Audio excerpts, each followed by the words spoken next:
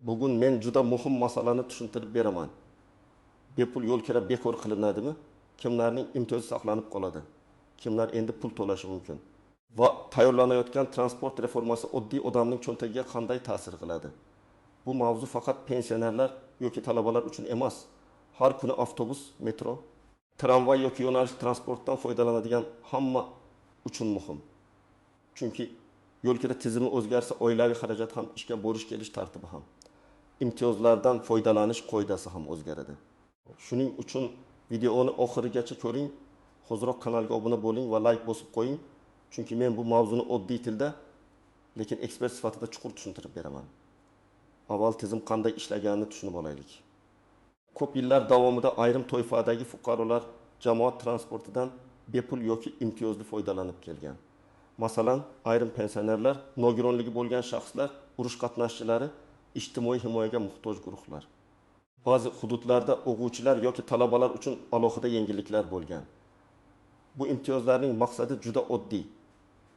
Daromadi past yoki ijtimoiy himoyaga muhtoj odamga har kuni yo'l xarajati og'irlik qilmasin. Lekin muammo shundaki, bepul yo'l kira tizimi amalda har doim ham aniq hisob kitob bilan ishlamagan. Ya'ni davlat kim necha marta avtobusga chiqqanini, qaysi yo'nalishda yurganini, tashuvchi korxona aslida qancha zarar ko'rganini doim ham aniq bilmagan. Natijada bir tomonda odamlar mening imtiyozim bor deb transportdan foydalanadi. Ikkinchi tomonda tashuvchi men bepul yo'lovchini tashidim, xarajatimni kim qoplaydi deydi. Mana shu yerda asosiy muammo tug'iladi. Endi esa yangi reforma haqida gap ketmoqda. Reformaning asosiy g'oyasi shundan iborat bo'lishi mumkin.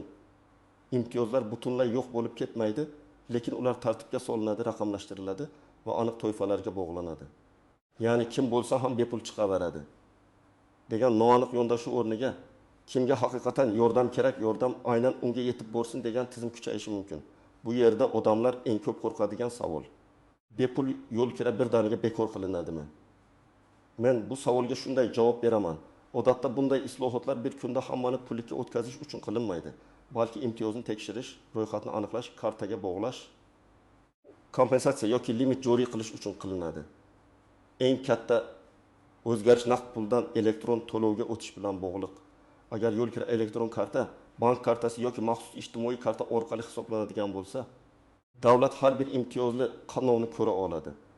Masalan, bir pensioner oy davomida 6 marta avtobusga chiqqan bo'lsa, tizim buni ko'rsatadi. Nogironligi bo'lgan shaxs oyga 3 marta metrodan foydalangan bo'lsa, bu ham qayd etiladi. Shunda tashuvchiga to'lanadigan kompensatsiya taxmin bilan emas, aniq ma'lumot bilan belgilanadi. Ikkinchi o'zgarish imtiyozning shaklida bo'lishi mumkin. Bugungi kungacha bepul yurish degan tushuncha bor edi. Reforma jarayonida esa u 3 xil shaklga o'tishi mumkin. Birinchisi, to'liq bepul yurish saqlanadi, lekin faqat aniq toifadagi fuqarolar uchun. Ikkinchisi, chegirmali yo'l kira joriy qilinadi. Masalan, oddiy yo'l kira 2000 so'm bo'lsa, imtiyozli fuqaro 1000 so'm to'laydi. Uchinchisi, pul kompensatsiyasi beriladi. Ya'ni odam transportda to'liq to'laydi, lekin davlat unga oyma-oy ma'lum summa qaytaradi yoki ijtimoiy kartasiga mablag' tushiradi. Men ko'p odamlar bilan gaplashganimda shuni ko'raman. Eng katta xavotir ma'lumot yetishmasligidan kelib chiqadi. Odam ertadan bepul yo'l kira tugaydi degan gapni eshitadi va vahimaga tushadi. Lekin huquqiy jihatdan bunday masalada rasmiy qaror, aniq sana, aniq toifalar, amalga oshirish mexanizmi bo'lishi kerak. Shuning uchun har qanday xabarni eshitganda birinchi savol shunday bo'lishi kerak: bu rasmiy hujjatda bormi yoki faqat gap so'zmi? Birinchi navbatda pensionerlar e'tiborli bo'lishi kerak. Chunki pensionerlar jamoat transportidan eng ko'p foydalanadigan guruhlardan biri. Misol uchun, bir pensioner haftasiga 3 marta poliklinikaga, 2 marta bozorga, 1 marta farzandinikiga boradi. Agar bitta qatnov 2000 so'm bo'lsa, borib kelish 4000 so'm bo'ladi. Haftasiga 6 marta yo'lga chiqsa, bu 24000 so'm. Oyga esa taxminan 10000 so'm atrofida xarajat degani. Pensiyasi past odam uchun bu kichik pul emas. Ikkinchi guruh nogironligi bo'lgan shaxslar va ularning kuzatuvchilari. Bu yerda masala yanada nozik. Ba'zi insonlar shifoxona, reabilitatsiya markazi, ijtimoiy xizmat yoki ish joyiga muntazam qatnaydi. Agar ularga bepul yo'l kira bekor qilinsa yoki noto'g'ri rasmiylashtirilsa, bu nafaqat moliyaviy, balki hayot sifatiga ta'sir qiladi. Masalan, ikkinchi guruh nogironligi bo'lgan fuqaro haftasiga 2 marta davolanishga borishi kerak. Har safar 2 transportga o'tirsa, bir kunda 2000 so'm ketadi, oyga 64 so'm bo'ladi. Agar yonida kuzatuvchi ham yursa, xarajat 2 barobar bo'lishi mumkin. 3-guruh talabalar va o'quvchilar. Ba'zi oilalarda 2 yoki 3 farzand o'qiydi. Har kuni yo'l kira to'lash oilaning oylik byudjetiga sezilarli ta'sir qiladi. Masalan, talaba bir kunda uydan universitetga borish uchun 2 transportga o'tiradi va qaytishda yana 2 transportga o'tiradi. Agar bitta qatnov 2000 so'm bo'lsa, bir kunda 8000 so'm, oyga 22 o'quv kuni bo'lsa, birga ham 6000 so'm. Oilada 2 talaba bo'lsa, bu 3,2 ming so'mga yaqinlashadi. Shu sababli talabalar uchun chegirmali karta yoki oylik limit masalasi juda muhim. 4-guruh kam ta'minlangan oilalar. Bunday oilada ota-onaning ishga borishi ham, bolaning maktab yoki kollejga qatnashishi ham yo'l xarajatiga bog'liq. Agar reformada ijtimoiy reyestr bilan bog'lash mexanizmi bo'lsa, kam ta'minlangan oilalar o'z maqomini to'g'ri rasmiylashtirib qo'yishi kerak. Chunki imtiyoz endi og'zaki tanish yoki haydovchi biladi darajasida emas. Elektron bazada ko'rinadigan maqom orqali berilishi mumkin. Agar siz rasmiy imtiyozga ega bo'lsangiz, hujjatlaringiz joyida bo'lsa, ijtimoiy maqomingiz davlat bazasida to'g'ri aks etgan bo'lsa, ortiqcha vahima qilishga hojat yo'q. Men bunday holatda eng muhim narsa tayyorgarlik deb hisoblayman. Ya'ni odam o'zining pasporti, ID kartasi, pensiya guvohnomasi, nogironlik ma'lumotnomasi, talabalik guvohnomasi yoki boshqa hujjatlari amalda haqiqiy ekanini tekshirib olish kerak. Yana bir muhim nuqta, reforma degani har doim ham o'lib qo'yish degani emas. Ba'zan reforma aksincha tartibni yaxshilaydi. Masalan, oldin odam haydovchi bilan tortishardi. Mening imtiyozim bor, haydovchi esa menga aytilmagan derdi. Elektron karta bo'lsa, turniket yoki validati o'zi ko'rsatadi, imtiyoz bor yoki yo'q. Bu inson omilini kamaytiradi. Lekin buning uchun karta to'g'ri rasmiylashtirilgan bo'lishi shart. Birinchi misol, Toshkentda yashaydigan 18 yoshli pensioner ayol har kuni nabirasini maktabdan olib keladi. U oyga taxminan 40 marta avtobusdan foydalanadi. Agar bepul qatnov saqlanib qolsa, u avvalgidek yuradi, faqat ehtimol maxsus karta bilan validatorga tekkizadi. Agar limit joriy qilinsa, masalan oyga ehta bepul qatnov berilsa, u baribir sig'adi. Lekin agar u bir oyda 90 marta yursa, ayniqtadan keyingi qatnov uchun pul to'lashi mumkin. Mana shu limit degan narsa ko'pchilik e'tibor bermaydigan, lekin juda muhim tafsilot. Ikkinchi misol.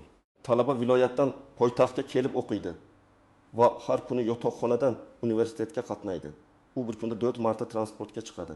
Agar talabalar uchun egim foiz chegirma bo'lsa, u oyga 1,6 ming so'm o'rniga 18 ming so'm to'laydi. Agar maxsus talaba kartasi bo'lmasa yoki u o'z vaqtida rasmiylashtirmasa, tizim uni oddiy yo'lovchi deb ko'radi. Shuning uchun talaba men o'qiyman-ku deyishi yetarli bo'lmaydi.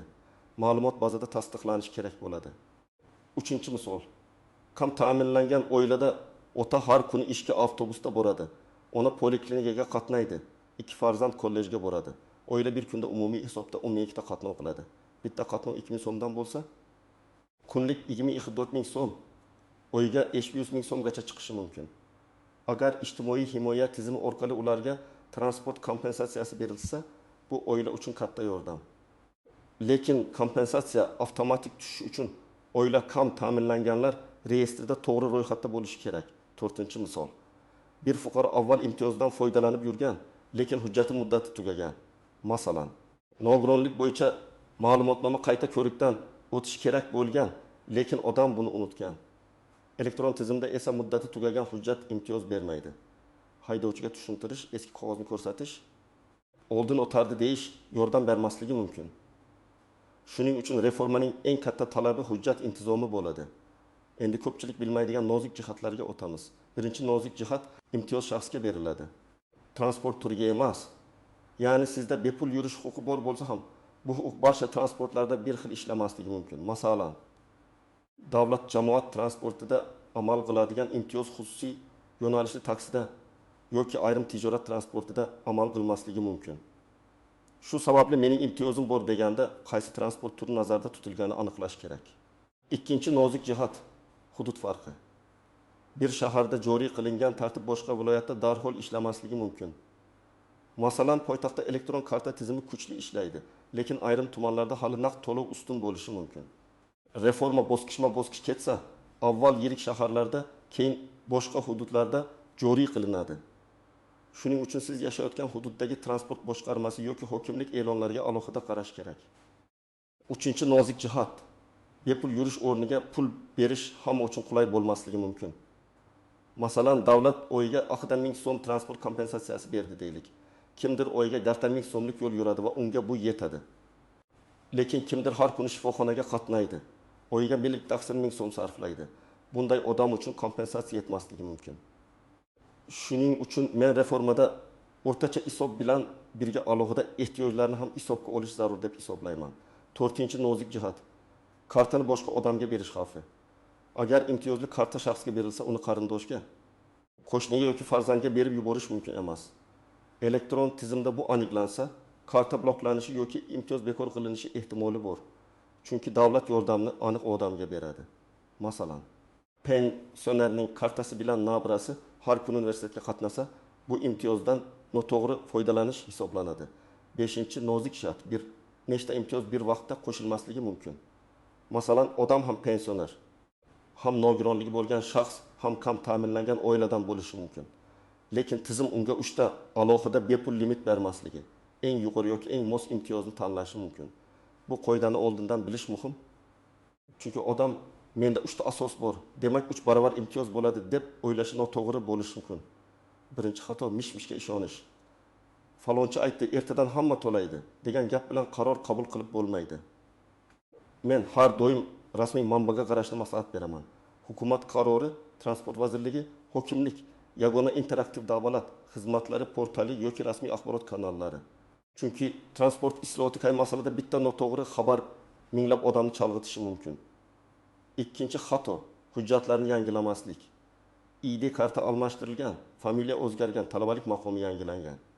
Nogironlik muddati uzaytirilgan, lekin transport kartasidagi ma'lumot eski qolgan bo'lishi mumkin. Elektron tizimda bunday nomuvofiqlik imtiyozni to'xtatib qo'yadi.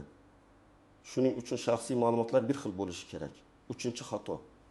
Karta balansini va holatini tekshirmaslik. Ayrim tizimlarda imtiyoz bo'lsa ham karta aktiv bo'lishi kerak. Ba'zan karta bloklangan, yo'qolgan, texnik nosoz yoki bazaga ulanmagan bo'ladi.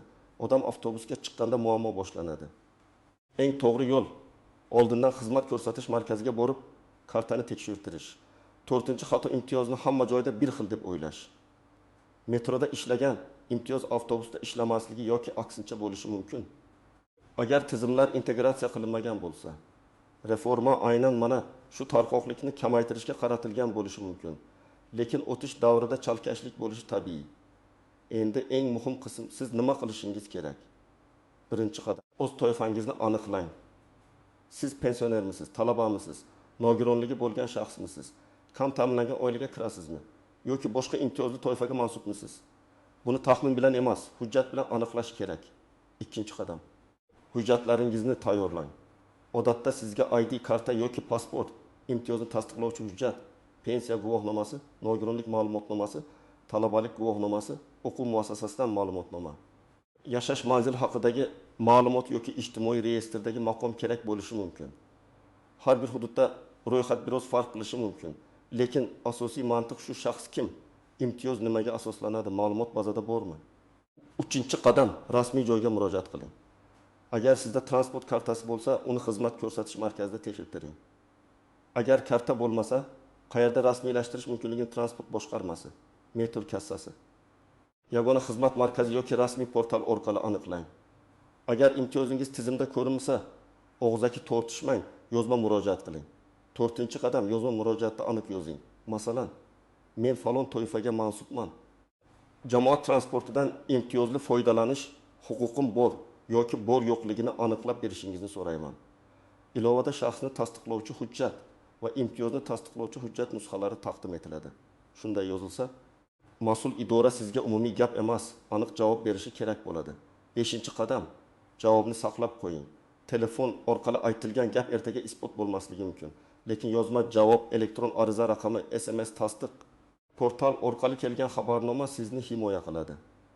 Agar keyin transportda yoki karta tizimida muammo bo'lsa, sizda murojaat tarixi bo'ladi. 6-qadam, oilangizdagi keksa insonlar va talabalarni ogohlantiring. ko'p hollarda muammo yoshlar uchun emas, aynan hujjat ishlari bilan qiynaladigan keksa insonlar uchun og'ir bo'ladi. Ularga karta qayerda, qaysi hujjat kerak, qachon bo'lish kerak, kim yordam beradi, bularni oldindan tushuntiring. Aks holda ular avtobus eshigida, navbatda yoki kassada noqulay vaziyatga tushib qolishi mumkin. Men ekspert sifatida shuni aytaman. Transport tizimida tartib bo'lishi kerak, lekin ijtimoiy himoya susaymasligi kerak. Agar bepul yo'l kira butunlay nazoratsiz bo'lsa, tashuvchi zarar ko'radi, xizmat sifati pasayadi, avtobuslar vaqtida kelmaydi, haydovchilar norozilik bildiradi. Natijada oddiy yo'lovchi ham zarar ko'radi. Lekin agar imtiyozlar keskin bekor qilinsa, eng zaif qatlamlar qiynaladi. Demak, eng to'g'ri yo'l manzilli, elektron, shaffof va tushunarli tizim. Masalan, pensionerlar uchun oyga yetarli miqdorda bepul qatnov limiti berilishi mumkin. Nogironligi bo'lgan shaxslar uchun ehtiyojiga qarab to'liq bepul yoki kengroq limit saqlanishi kerak.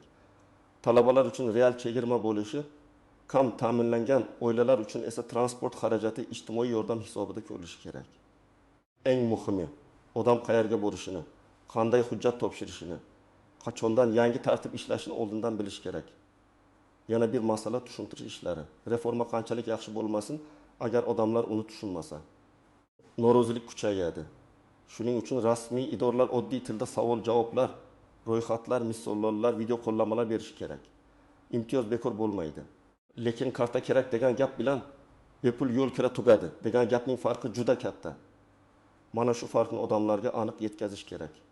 Demak, bepul yo'l kira masalasida eng asosiy xulosa shuki, gap faqat bekor qilish haqida emas, balki tizimni tartibga solish, imtiyozlarni raqamlashtirish va kimga haqiqatan kerak bo'lsa, yordamni o'sha odamga yetkazish haqida ketmoqda. Lekin har qanday reforma oddiy odam uchun xarajat, hujjat va qo'yda degani.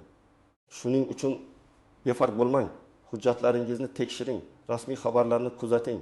Imtiyozingiz bor bo'lsa, uni elektron tizimda tasdiqlatib qo'ying. Men sizga maslahat beraman. Bugun oilangizdagi pensionerlar, talabalar, nogironligi bo'lgan yaqinlaringiz va kam ta'minlangan qarindoshlaringizning hujjatlarini ko'rib chiqing. Transport kartasi bormi? Imtiyoz bazada ko'rinadimi? Hujjat muddati tugamaganmi? Shularni tekshiring. Chunki reforma kuchga kirgandan keyin navbatda yurishdan ko'ra oldindan tayyor turish ancha foydali. Sizningcha bepul yo'l kira saqlanishi kerakmi yoki pul kompensatsiyasi berilgani yaxshiroqmi? Fikringizni izohlarda yozib qoldiring. Agar bu video foydali bo'lgan bo'lsa, like bosing, kanalga obuna bo'ling va yaqinlaringizga yuboring. Chunki bu ma'lumot ko'pchilikning kundalik hayotiga bevosita ta'sir qiladi.